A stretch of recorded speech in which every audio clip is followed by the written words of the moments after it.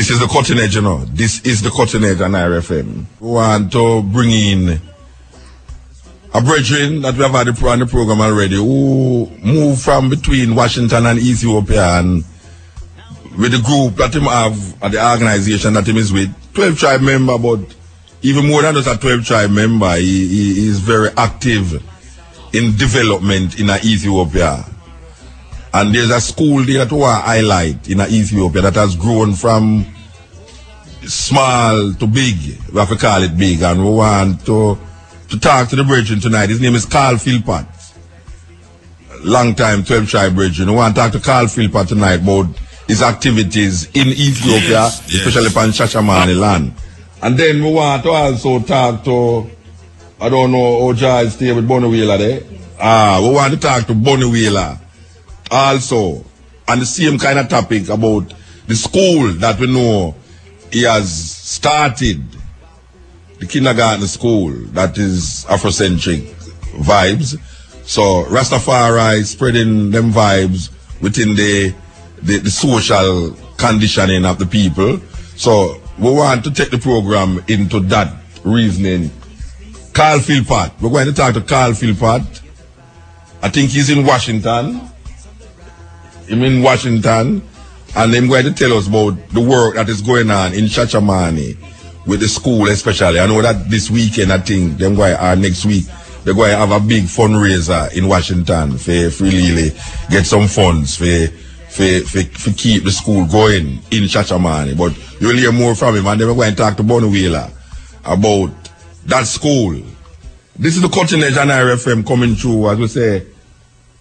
We want to talk to the brethren. Carl, how are you, man? Yeah, greetings, brother. Give thanks, brethren. Give thanks, man. All right, where is Spider? Washington? Yes, I am in Washington at the present time, my brother. I know, so when the producer call, you must be wondering, out of the clear blue, Muta just want to talk to you, so. Well, no, and about one that, as you mentioned, Tutup, I was appreciative that you had called to get information to the audience about, what's happening. Yeah, well, we are keep up with everything we are going still, even over there, so, we are surf internet, give thanks to the internet still, that we can read. Man, give thanks to it, yeah. All right, so, we know that you have been involved in, a whole heap of development in Shashemene, going to and fro for years now, trying to develop certain things, but what really specifically we want to talk about is this school. We hear that you're going to have a fundraiser for this school project. When is the fundraiser? Yes, well, we have here as in Washington, D.C., an annual fundraiser. We have the 7th annual fundraising event taking place October the 7th, which is a Saturday in Washington, D.C. here, in which we usually have like a fundraising dinner. And we usually have the Ethiopian fashion show, but this year we're not having that. We're having the fundraising dinner and cultural roots reggae music and a DVD presentation of the growth and development of the school in Shashemene, Ethiopia. All right. So why tell the people about the school in Shashemene? It's really that we really want to highlight the school in Ethiopia, the Shashemene.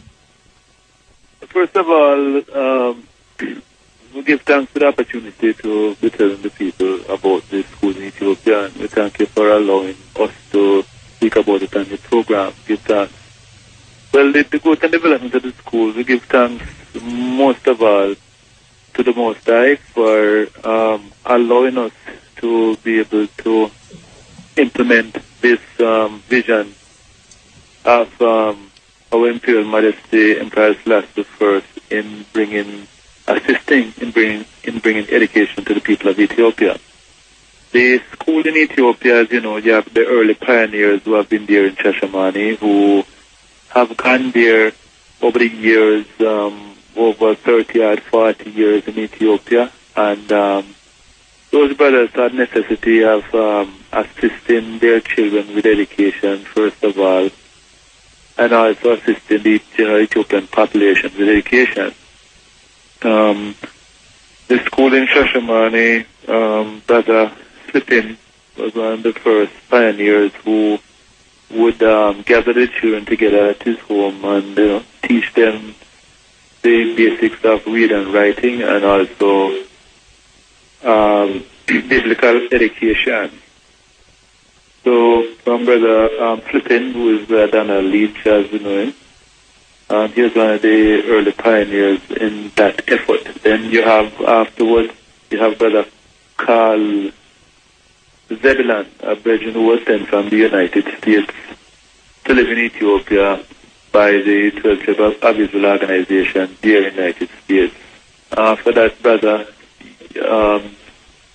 you have now Brother Flippin's son, who was born and grown there. He's 30 years of age now, who also worked along with Brother Carl and Sister Janet, and then last but not least, brother named Brother Teach, who also came from Jamaica, who started a group of children in the zinc shed in Ethiopia, Shashemene. He gave them a space and the opportunity, a facility at the 12 Tribe of Israel headquarters in Shashemene, Ethiopia.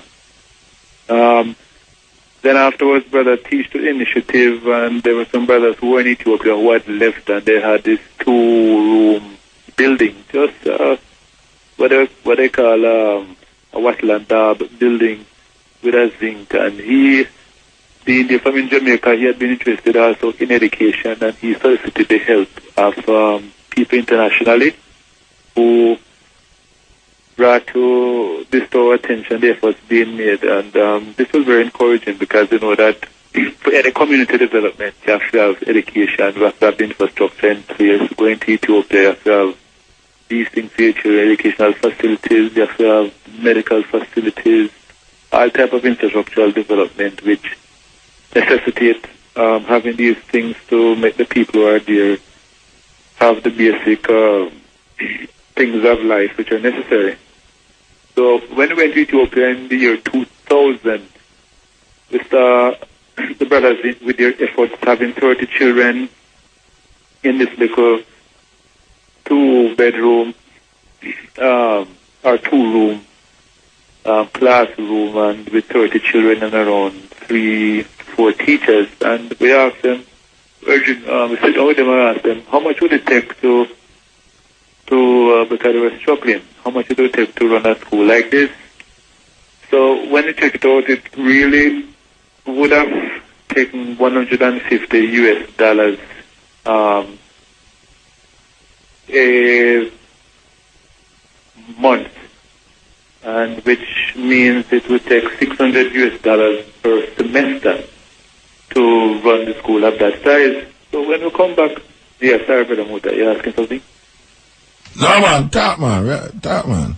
Okay, yeah, man.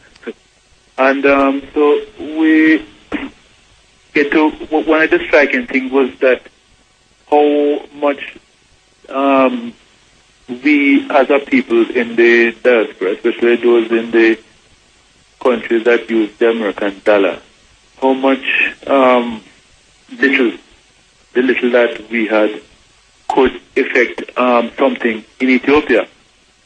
So what we did when we came back, 1 or 2 or 3 brethren get together and start to put $50 a month, and we start sending that, and that breathed life into the school till the school grew to 150 children. And the Ethiopian authorities, the brethren approached them, and they said that, well, if they erect another new 2-classroom building of a certain size, they will give them their certification as an elementary school. So we started to keep these fundraisers. An Ethiopian who went to Ethiopia and started for the Belgian gave us his club facility to keep the first fundraiser. His name is Brother Elias at the Kaffa House. That's a club in Washington, D.C., and we kept the first fundraiser there.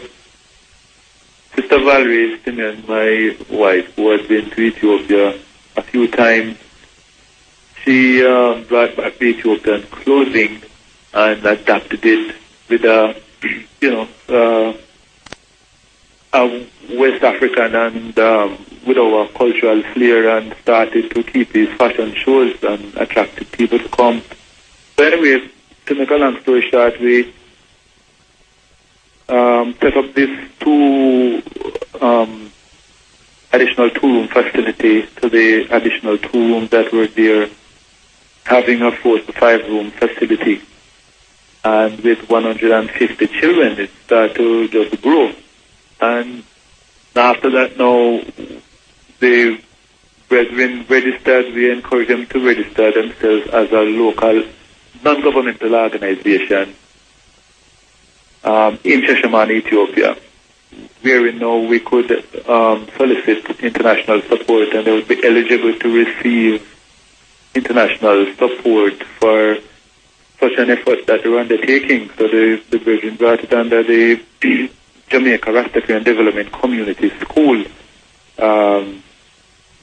registering as a school project, which the whole project was to develop the Shashemene educational, skill training, and recreational project, which we saw as the genesis of not only educational and recreational facilities, but also while the youth were being trained or educated, they could also be producing things because we had in mind woodwork, metalwork, agriculture, and these things, and also sewing for the sisters and so forth as an overall goal of the project. So this project was written and developed with the help of a sister there who had worked on an NGO project in Tigray. And in going to and fro to Ethiopia, what we get to realize that we see a lot of Europeans there, them get land and them have project, and then them bringing them church and all them kind of things, and them have jeep driving up and down the place. So we, instead of waiting on governments in Africa to legislate for people to come, we saw that by setting up NGOs in Africa, this was a way to get not only funding from whatever agencies or individuals, but also an opportunity for personnel to go into Africa into a working situation, not just going. We passed the stage where man was not just going and then reach home, but a situation where man could go into a working situation. Somebody could write that NGO and say they would love to come to help. And Carl, hold on, Carl.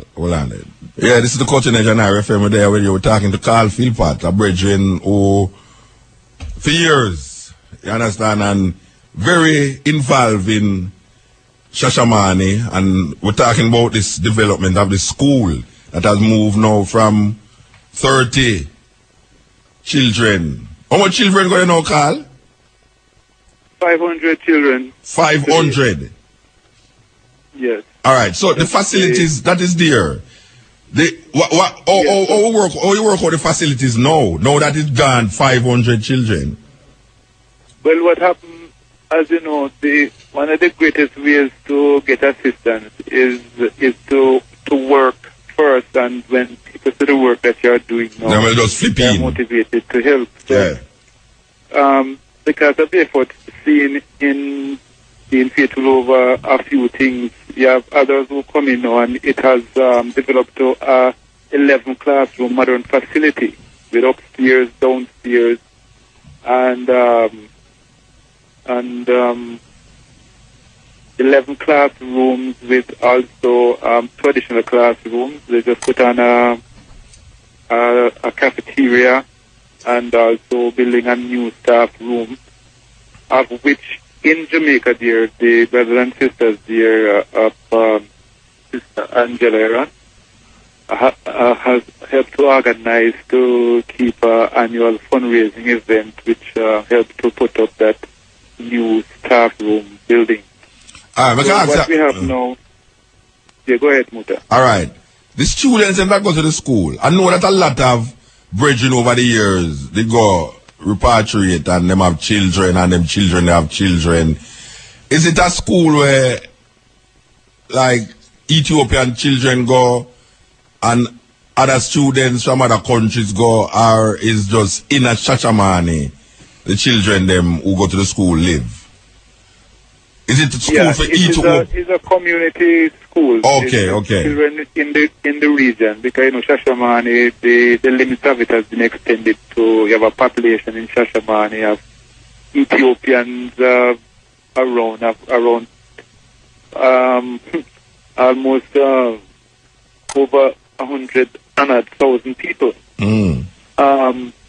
But now the school, 90% of the children who go to the school are native Ethiopians. Yeah, that is including the Jamaicans who have children in Ethiopia. Yes, and also the Trinidadian and people. The people them who repatriate. Yes. Their children. Yes, they go there. Some of them older than elementary, so them going to the other high schools now in the area. And some are, most of the younger ones go to the kindergarten section of that school. Education is free.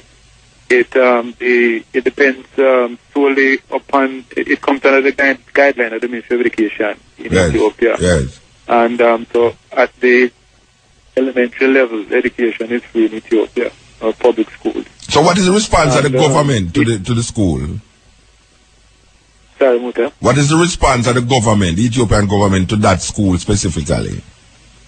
Well, the response of the local government, because as you know, Ethiopia is divided in an autonomous, that region is called Oromia State. And the local government, they welcome the assistance. The governor of Shashemene, he sends his children to the school, and also these are the prominent people in the Shashemene area, because the education is conducted in English, in the English language, although all the different languages are taught.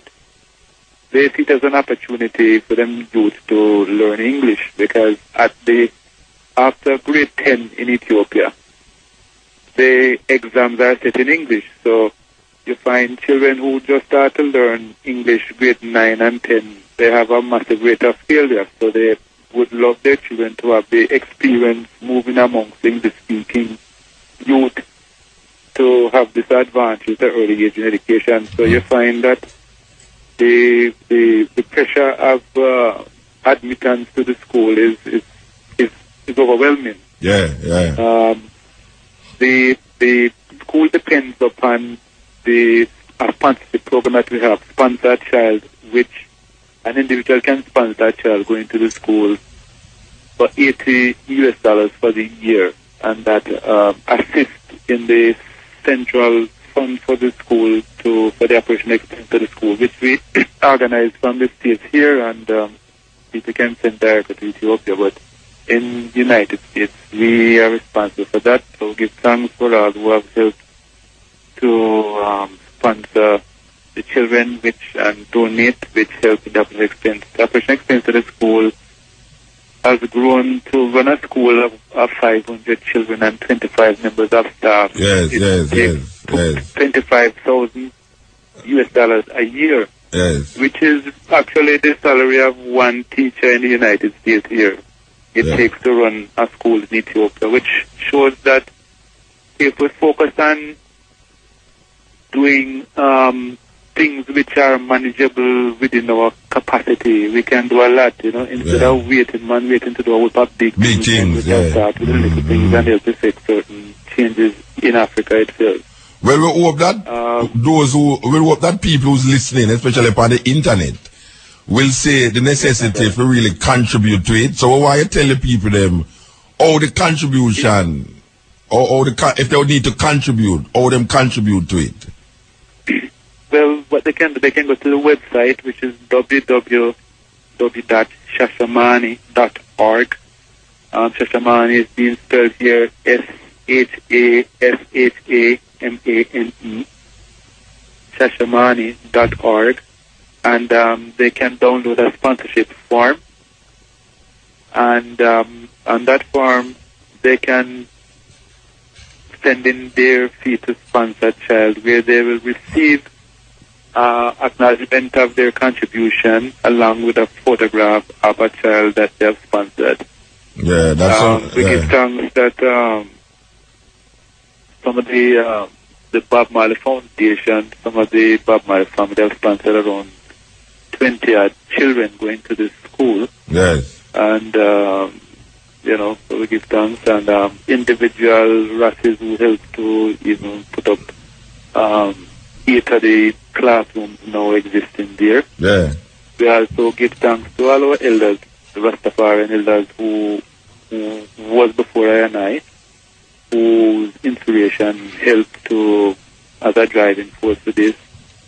Namely, as you know, we give thanks for our beloved Prophet Brother Gad, we give thanks for Brother Martin McPlanner, we give thanks for Prince Emmanuel and all the elders who work really, we have built upon, because they were the ones who had this vision, and now it is our responsibility to implement it, to put it into effect, because going to Africa is not just a dream, it's a reality. You need facilities there, we need water there, your health conditions. You have other projects there that the brothers involved in, such as the building of a medical center, which is under the North of Israel project, known as I think it's for a medical center in Ethiopia, and they have. Yeah, we know about that. We might have to talk to those sisters for another level. You understand? But we want to give thanks, Carl. Give thanks. I know of your works over the years, and we say, it really maintain itself. And yes, and we want to encourage the brother them in Jamaica just to have to get the time to come together to also focus on the Haile Selassie School in Jamaica. In Jamaica, yes. Yeah, because that is a good. What we find out is that unity amongst the Rastafari brethren will come when there is a common interest, working together over something, not just over reason and ideology, because every man wants to things different way. But now when we have a common interest we're working on something, like we say, we're going to put a wall on our school to protect it, and everyone, we just need someone to step forward and to organize it properly. Yeah. That we can the other day I was invited down there to speak to the children them, and guess who invite me? My daughter. I teach down there, so I mean it's amazing. It's amazing that even to commemorate the visit of his man to Jamaica. Yes. The brothers that come together, because there was something from the airport, tracking his malice's movements. If everyone from the airport, they'd go straight to the school with some shovel and things. Yes. And fix up the place. Enough work going down there still, Carl. Enough work going down there, For the last time I go down till the other day, I go down there, enough work.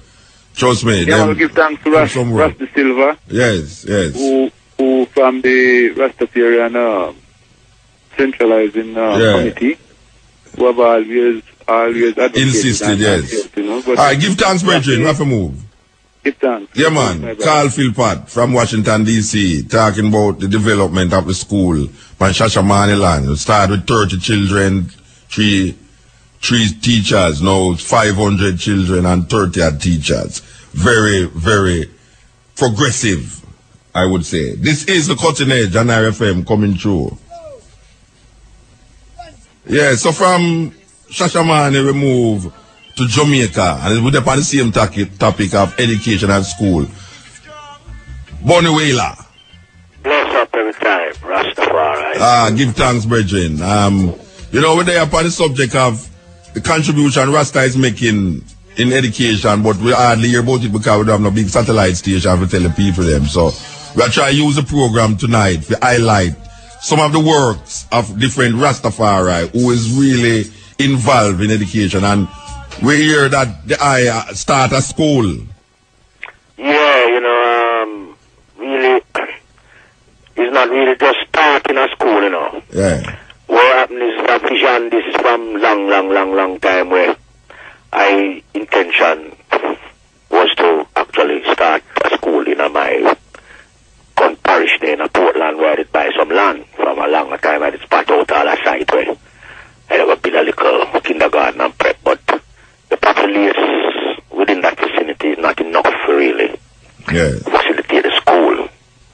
So that lingered for a while until beside this whole, having not much right now to deal with, and, I don't want to find myself idle, not doing nothing as far as development is concerned with the youth, them, and I don't want to find myself doing nothing that is negative. So, I decided to get the school thing going on a serious note. So I cited a little location that suited the purpose.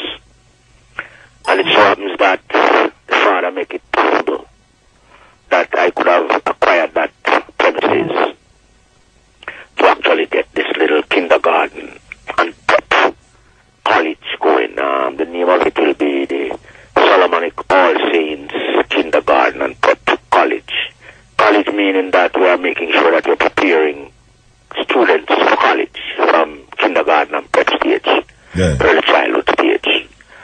And, we're going to try to make the school as affordable, if not free, if we can get the necessary charitable support from organizations who do those things, then, and if we get support also from the Education Jamaica's ministry, we could do, better than a lot of schools are doing now as far as the fees are concerned, because when a child is first time out and that money is too heavy, it makes it difficult for the parent has 2 or 3 other children going to school to be taking care of them and then taking care of the first stage child that is going out, which some of that expense is really, sometimes I don't want to say it's ridiculous, but it's really unaffordable for some of the parents. And I have seen that happening over the years,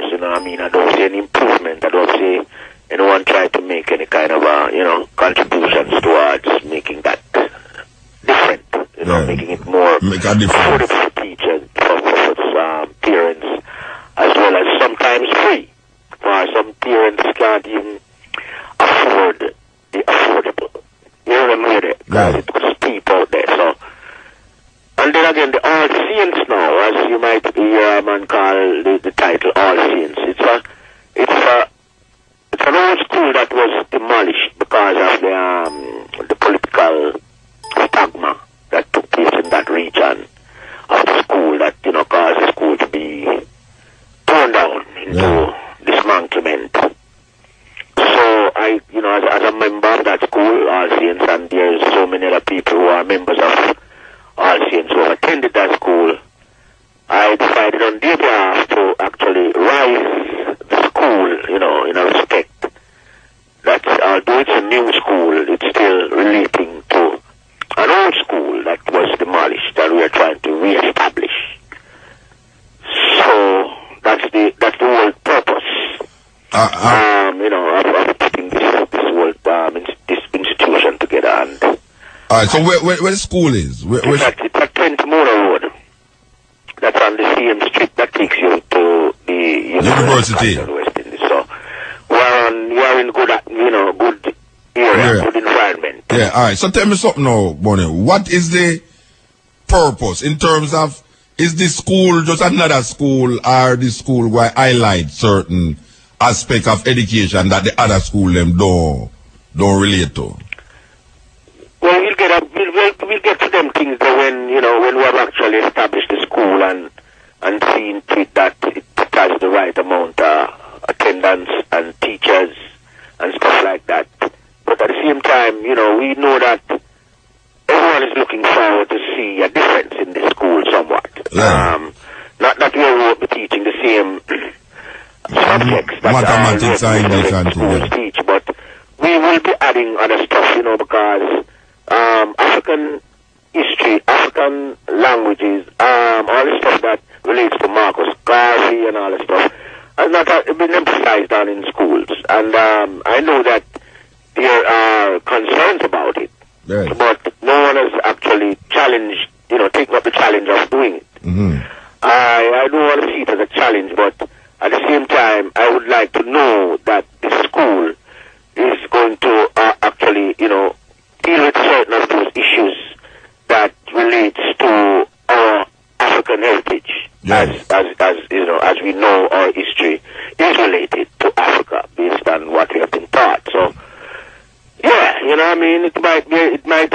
give him, stronger purpose in that sense. Yes, yes. And so when you think it will get off the ground, I mean, is someone start already? We're actually putting in certain infrastructures as far as that is concerned. Okay. And we are getting registered with the Ministry of Education at this point. We have been going through the process. And hopefully we should be able to officially open for the January period. Okay. You know what I mean? So like how much students or like well, it all the depends capacity? because we have a lot of area, and so far we have about 7 classrooms actually being completed, and stuff like that. So we're looking forward to as much as we can accommodate, and if it gets heavy, the traffic gets heavy, then we know that we have to expand. Yeah. So we have a lot of space. Yeah. Are you identified teacher them already? We identify some teachers, of course. We identify some teachers, but as the populace grow, as the school populace grow, then teachers also will. Yeah. But we started with maybe about 4 teachers so far who are, very, very interested in building a school, because sometimes people want to see things actually happening before them get involved. Yeah, that the Virgin just said a while ago. To the people, we don't want to get kicked off, get started really, and to hit it from that stage, so that they can actually be putting in all of their inputs in the development of the school and stuff like that. Yeah, all right. What may I try to find out now? Since we're talking about a difference in school, and our difference most of the time is really the things that they never teach we. Like Marcus Garvey, the African heritages and all these things. The teacher them who the hire choose there, who vet them to find out what is them training or how far them reach in these, philosophy. Like for instance, the Marcus Garvey. Or you come to a conclusion and say this teacher is okay to teach this subject by Marcus Garvey. There's a lot of what being interviewed, within that respect. Teachers are going to be interviewed, and they're going to be, forwarding their resume as far as their qualifications are concerned in teaching early childhood education, because it's not the regular big school, Remember now we're talking about 3 years to 12 years of age. So we have to be we can't start in Marcus Garvey teaching with 3-year-olds. Yeah. So as the children, as the pupils develop gradually, they'll be taught, the things that is necessary to be taught, and that they can manage, that they can grasp without, without wasting, a lot of energy to it and not getting anywhere. Yeah. So we'll be dealing with these issues as they come along, and as school grows, so will everything grow with it. Yes. Well, we want to give thanks again for this move also, because, we say that a lot of time them really ask, what Rasta do? We hear the artists them on the stage and thing, but in terms of the social and, things that connect with the people them, people always ask that. I would know say, a whole heap of things Rasta do still, but as we said before, it's because we don't have no big satellite station for really project where we are doing it. It come like we not really do nothing. Yeah, well, the thing about it, is that Rasta do a lot of stuff within the spirituality of things, and as far as the music is concerned, and all them types of stuff, but Rasta has not been involved in the social and, economical balance of the people. Right. As far as them kind of area is concerned, like schools and marketplace and, the things, clinics and stuff like that, that would relate to Rastafarians having to do with the establishment of them stuff. Well, about time, you know what I mean? Yes, definitely. And I have one individual within the faith, see it necessary at this time to do that, and hope that will shine a light in the eyes of more Rastafarians who might be capable of, economically and otherwise, you know what I mean? Yes. And identify with putting little schools in their areas that they are originally from and them kind of stuff, you know what I mean? And whatever kind of little training centers and things that youth can develop them skills and all them kind of things. It's it's a whole national approach. Yeah. It's not just a Rasta, in a sense, that Rasta set the example every time. Because right now, even the things that people eat and where people eat. Yeah, Rasta responsible for that. Definitely. Yeah. So, a lot of stuff where Rasta has been doing that me never been credited to Rasta still in a certain sense. Because you know some people still a beat on Rasta. Yeah. Like the man put Rasta at the bottom of the ladder and them look a kind of social foolishness there. Yeah. But at the same time, the Rasta man and the Rasta princess are always do those things that they know that necessary. They should be doing. And as we say, Father, say, let your light so shine before men and people that they will see thy good works and glorify him. Yes. So that is what Rasta should be, about dealing with right now, apart from the music and the spirituality of things. Yes. It's that you should get involved. Social things. Social life and the other stuff. Give thanks, Bonnie Wheeler. Give thanks, brethren. Bless. Yeah, man. Rastafari. Yeah, this is the Cutting Edge on IRFM highlighting some of the different things that Rastafari is doing.